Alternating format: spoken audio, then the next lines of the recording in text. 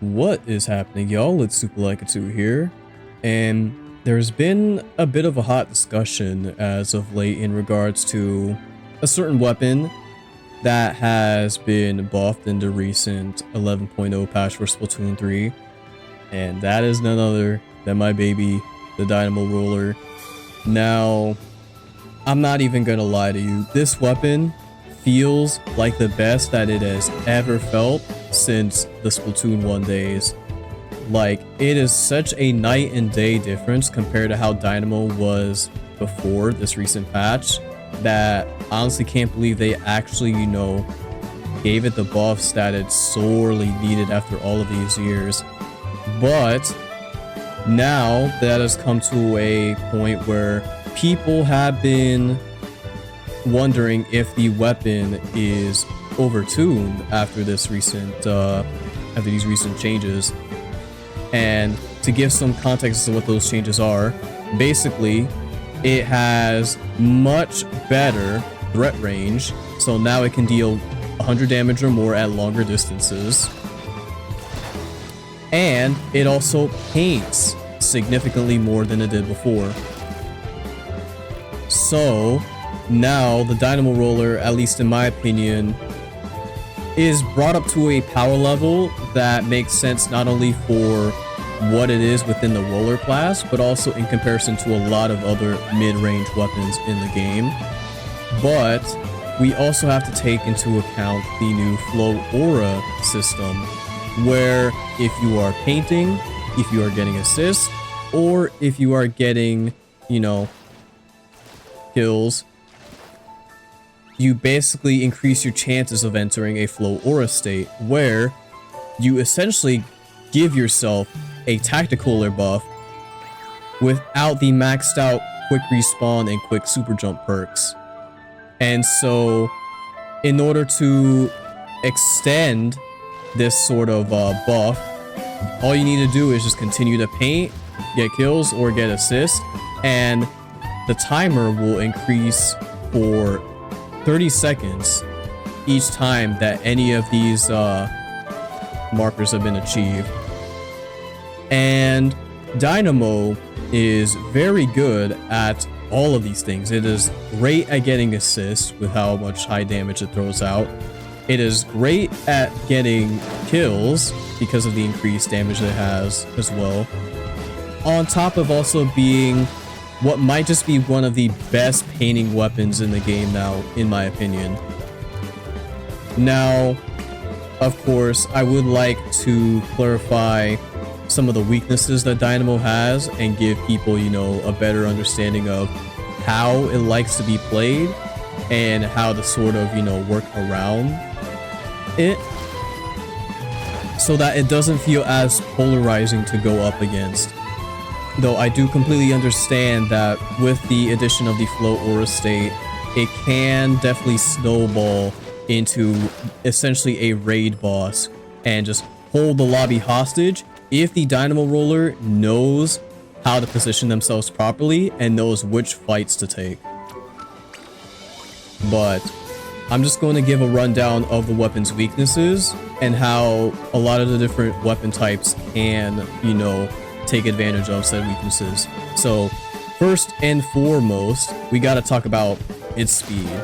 Dynamo has always been known for being a slow weapon, but ever since Splatoon 2, it has just never had the power, or the paint for that matter, to actually reflect the slower speed.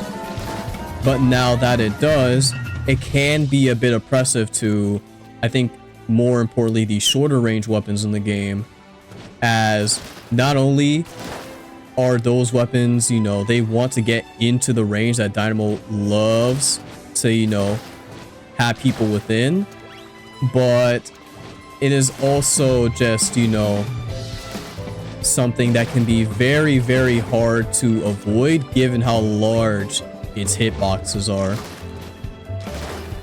But the wind up on these swings is so long that it can be pretty easy for a shorter range weapon to swim up to a Dynamo and just take them out before they can reliably get the swing down.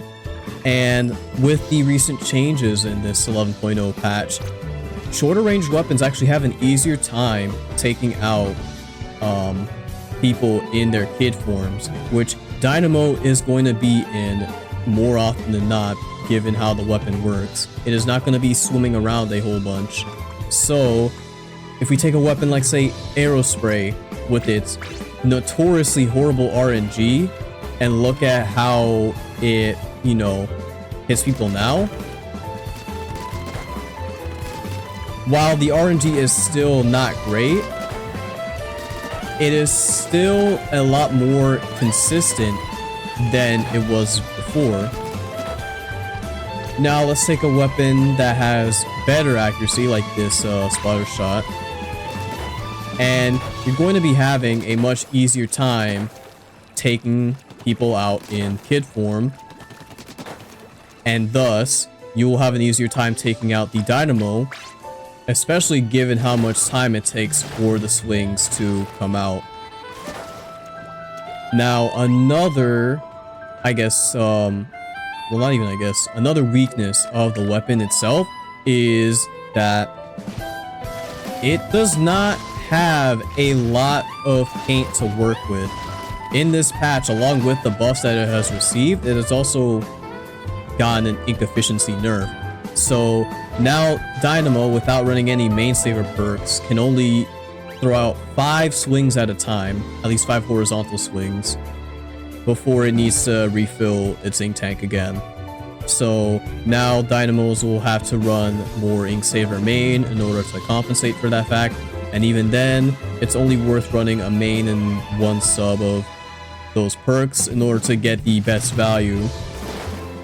Now, of course, given, you know, the additional stats that the weapon has received, I'd say that is a pretty reasonable trade-off, but this is something that other weapons can actually take advantage of as well, because if you have Dynamo in a situation where it has no ink to work with, it is very much a sitting duck, and it does not have very good ways to get out of danger. The best chance Dynamo has to escape danger, at least at a relatively quick pace, is with a sprinkler, and that's only in the vanilla Dynamo kit. With the stars and the gold Dynamo, they struggle immensely when it comes to trying to get out of danger, and I feel like that is something that people need to keep an eye on in terms of where a Dynamo may be positioned and how they can try to corner it in a sense, and, you know, make it so it's more difficult for it to get out of those situations where it might have either pushed up too far, or it's in a situation where it just can't be backed up by its teammates. Now, another weakness of the weapon is that a lot of the longer range weapons in the game just kind of shut it down. So I'm talking about like your tri-stringers, your chargers, jet sculptures even, splatlings, especially heavy in Hydra. These type of weapons absolutely eat Dynamo for breakfast if they are not positioned correctly. Like, it is very hard for Dynamo to contest against weapons like these, simply because of how much range they have in comparison, and on top of Dynamo just being so slow. Like, if you don't have your like flow aura perks up, it can have a very hard time trying to close the gap between these types of weapons.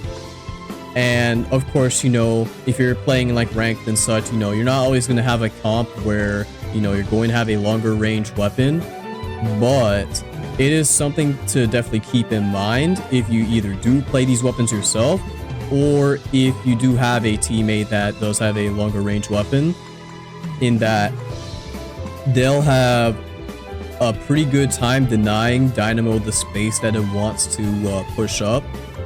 And this is something that can essentially just prevent Dynamo from really playing the game that it wants to. And another tip I do have against Dynamo is just knowing where it is at all times. As, you know, Dynamo is a pretty big weapon, so it's going to make itself known in some way, shape, or form during the match.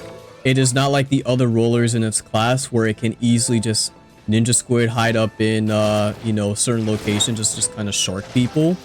Although, I mean, I'm kind of guilty of running a kit like this. You know, I love playing Dynamo a bit more aggro, but Dynamos typically just love either slopes or just hiding underneath tall, like, you know, areas where they can easily wind up their swings without getting punished as hard in comparison to like being out in the open and just swinging all over the place. So if you have weapons with like point sensor, ink mine, killer whale, let's see here, wave breaker, you know, any weapons that can provide, you know, additional information in terms of like, you know, where Dynamo is located, then it has a much harder time trying to really approach. And all it can really do at that point is just kind of deny space. And even then, there is a point where it swings so much, it has the downtime where it needs to refill and get its ink. And it's moments like these where you have to go in against it. Like if you see Dynamo swinging over and over, and then you see it do like a brief pause, like say if they're on like a point in splat zones and then they go in the ink, that's when you have to push up and try to, you know, take it out before it can, you know, get itself going again. Another weakness of the weapon that I feel like not a lot of people really know about is the fact that it can't paint under its feet at all unless it does the vertical flick. And I mean, look at how slow this thing is. Like, you know, it can be, you know, I wouldn't say like it's very like easy to like run up on a Dynamo when it's vertical flinging, but like if you see a Dynamo in this position and you are at least like right here, then, you know, that is your opportunity to just go in and take it out, because it cannot, like, even with the increased damage, it is going to have a significantly hard time trying to like not only aim at you, but to, you know, actually get the swing off in the first place. And the fact that, you know, again, Dynamo can't paint underneath his feet, it needs to use one of its swings in order to, you know, paint a retreat for itself. And more often than not, it'll have to, like, you know, if like there's like multiple people in front of it, it needs to, like, you know, move back because it's down, like you're down to like a teammate or so, you're going to have to like either have paint already down to swim out, or you have to put it down yourself, which means turning your back against the team. And that right there is a very, very bad, you know, position to be in. So I guess another tip against Dynamo is just paint the ground. Even though Dynamo is pretty good at painting itself, if you have a majority of the map covered, it can be very difficult for Dynamo to sort of, you know, create escape routes for itself. And it's going to have to take a lot of that time of, instead of, you know, pushing forward, is just trying to like cover all of the ground that you put up. And that's when you have the best chances, you know, to strike. But I think with that, I've pretty much covered at least the vital weaknesses of Dynamo Roller.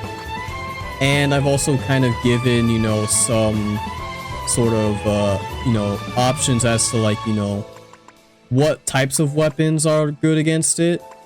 You know, like say it's, I don't know, Stamper, it can have a rough time with. Charges, of course, it has a very hard time with, especially with the changes recently to where chargers have a much easier time attacking people in squid form.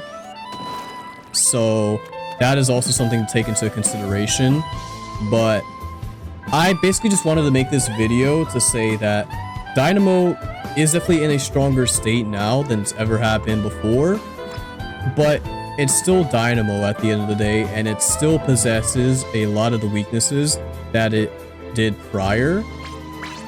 And I just wanted to spread some more awareness as to what those weaknesses are, so that, you know, people aren't just, you know, going around saying that the weapon is, you know, broken, it takes no skill, because there is a lot of thought and consideration that you have to put in when you're playing Dynamo. And I think the most important tip I can give to anyone who is going up against a Dynamo is just patience, because Dynamo loves when you're fighting, you know, aggro, like aggressive players just trying to run in, take the objective, you know, not really considering, you know, where they are on the map in comparison to the weapon. And it just capitalizes on these mistakes so much. And you just have to play a little bit more wiser when it comes to how you approach the weapon, and knowing when you should take a fight and when you should just, you know, disengage. So yeah, I think that'll pretty much cover it. Let me know if I missed anything down in the comment section below, because, you know, I'm not perfect. I definitely missed some stuff. Like, you know, I love Dynamo. I've played this weapon so much, but I wouldn't exactly say I am the greatest Dynamo expert. I'm sure there's a lot of little minute things that, you know, I could have covered upon, but I do know the core weaknesses of the weapon and how the weapon loves to be played. And I just wanted to sort of, you know, spread the word of, you know, how to, you know, properly deal with the weapon. And also just so that it doesn't get, you know, nerfed to the ground again. But, yeah, that is basically going to do it for this discussion. I hope you guys did enjoy. Let me know how you guys are feeling about the 11.0 patch as a whole. And yeah, I think that will pretty much do it. I hope you guys have a wonderful day, and I will see you all next time. Take care, y'all.